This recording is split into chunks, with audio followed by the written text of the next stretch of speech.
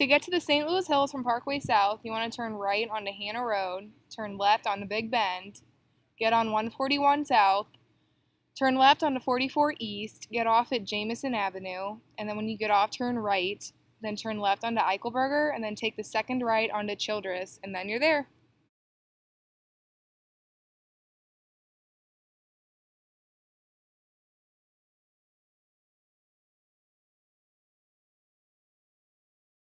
Pierre Laclede originally owned the land, and then it was eventually passed down to David R. Francis. This is Francis Park.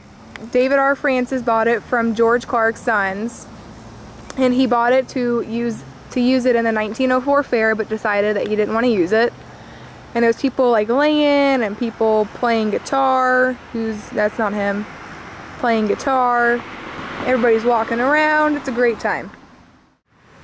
Here we're in Francis Park, where every year they have Art in the Park, St. Louis Hills, the last Sunday in September.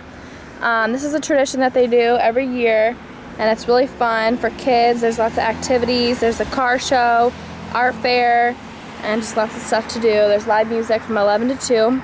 They also have Running for the Hills, the third Saturday in September, 8 a.m. And it's sponsored by a bunch of different places in St. Louis Hills, and it's also a tradition that's in Francis Park. This is St. Gabriel Church. It has awesome structure, and there's a bell tower, and it was built in 1935 and was one of the first churches built on St. Louis Hills. And here's the school attached that is pre-K through 8th grade, and this is on the intersection of Tam and Nottingham Road.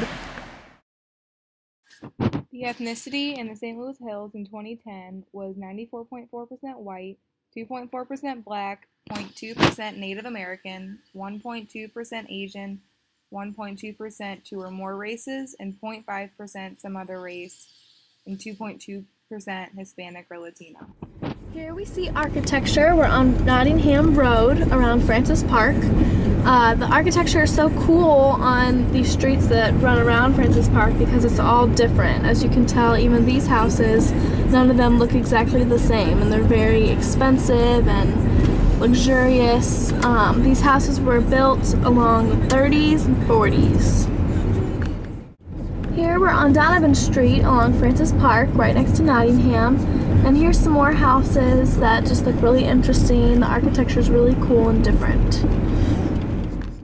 Here's Ascension Lutheran Church, and this is on Donovan Street, right along Francis Park.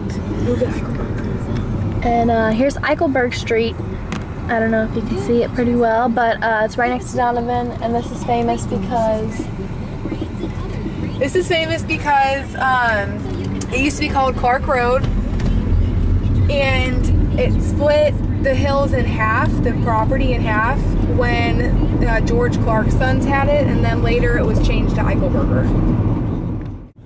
Here's where it dramatically changes from all the different houses in the structure. Here it looks more like ranch type houses, and the other ones were more built along stories. Here we're at JCPenney in Hampton Village, and JCPenney is really famous because this is the first JCPenney along Hampton Village. It used to be called just Penny's, and it was one of the first retail stores in the St. Louis Hills and in St. Louis ever. Here now they have Great Clips and a physical therapy place. Looks like a Chinese restaurant. And this is all along Hampton Village. The structure is pretty much the same. Of course, it's a little remodeled, but it looks a lot nicer than it used to.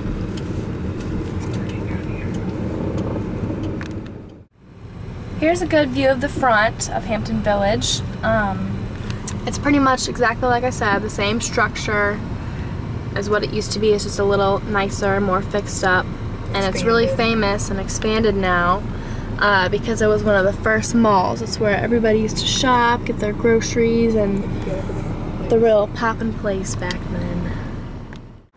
This is Bono's Pizzeria. It's a more casual place to eat, and it's right on Hampton. So here's Hampton, and that's the St. Louis Public Library. Pretty big building over there. But yeah, this is Bono's. You can dine in. They got gluten-free pizza. So be a nice little casual date. Here's Pueblo Elise, and this is a nicer restaurant to eat at. It's Mexican on Hampton. It's right down the street from Bono's, and Emily's been here a few times. She said it's good. Her and her godmom and her family come here a few times a year for holidays and stuff like that. So if you want a more fancy date, come to Pueblo's. Bishop DuBourg High School was opened May 18th, 1952. It was designed by architects Joseph Murphy and Eugene Mackey, and it was designed as a layer cake building with the lowest floor hidden behind a 15-foot slope, which we don't know where it is. Here's the 15-foot slope that we found. These are all the classrooms. It's a $3 million structure. That's a little walkway. Classrooms were smaller in size to prevent overcrowdedness, and then the glass bricks you see on the classroom windows right there, they provided the brightness of natural lighting instead of using just artificial lights. The building was designed to accommodate a grade on each floor with principals or coordinators in charge of each grade. The school would function as 4 schools within one building, allowing for a more personal relationship between the 1,600 students and the floor director. We're guessing that each floor represents one grade, so I'm guessing the first floor is for freshmen, second's for sophomores, third is for juniors, and fourth is for seniors. Bishop DuBourg High School provided the standard for many high schools built across the United States during the late 50s through the 70s.